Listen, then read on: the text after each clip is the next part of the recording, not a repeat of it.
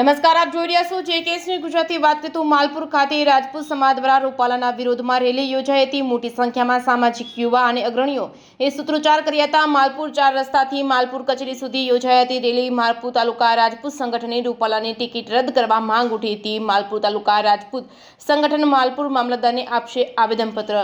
જેકેએસની ગુજરાતી સાથે મયુર પોકાર, માલપુર। આજે આપણે રાજપૂત સમાજ જ્યારે ભેગો થયો છે આવેદનપત્ર આપવા જઈ રહ્યા છીએ રૂપાલાના વિરુદ્ધમાં। રૂપાલાએ જે એની લૂલી ચલાવી છે, ખોટી રીતના બેન દીકરીઓ સામે આક્ષેપ કરીને અહીંયા જે આખા ગુજરાતનું વાતાવરણ દોડવાનો પ્રયત્ન કર્યો છે, ત્યારે મને એ નથી સમજાવતું કે 545 સીટોમાંથી એકાદ સીટ નહીં આવે અથવા રૂપાલાની ટિકિટ રદ કરીને ગમે ના આવે તો અમારો ક્યાંય વિરોધ છે જ નહીં। બાકી અમે 18 વર્ણને જોડે લઈને ચાલવાવાળા રાજપૂતો છીએ, ત્યારે એની ટિકિટ રદ થાય, બસ અમારો તો એક જ માગણી છે, એની ટિકિટ રદ થવી જોઈએ। અને આજે 7 સુધી થાય એવી ભગવાન ઉપરવાળાને પ્રાર્થના કરીએ કે આજે 7 સુધી થાય, જેથી કરીને વાતાવરણ દોડાય નહીં।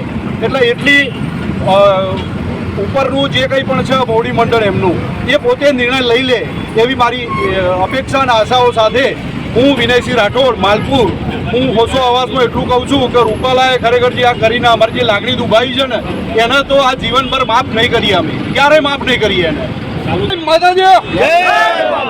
માલપુર તાલુકા જિલ્લા અરવલ્લીથી હું જસપાલસિંહ રાઠોડ પુરુષોત્તમ રૂપાલા વિશે એટલું કહેવા માગું છું કે ભારતીય જનતા પાર્ટી જો પુરુષોત્તમ રૂપાલાની ટિકિટ રદ નહીં કરે તો એનું પરિણામ ભોગવવા માટે ભારતીય જનતા પાર્ટીએ તૈયાર રહેવું પડશે અને ઘણી બધી સીટો ગુમાવવાની એમને તૈયારી રાખવી પડશે, એટલું કહેવા માગું છું।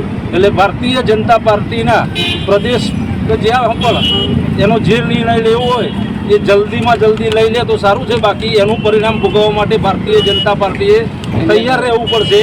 કારણ કે રાજપૂતો તૈયાર જ છે, તો ગુજરાતના રાજપૂતો તૈયાર છે, એકલા રાજકોટના નહીં। એટલે પુરુષોત્તમ રૂપાલાની ટિકિટ વહેલામાં વહેલી તકે રદ કરો, નહીં તો તમારું પરિણામ ભોગવવા તૈયાર થઈ જાઓ।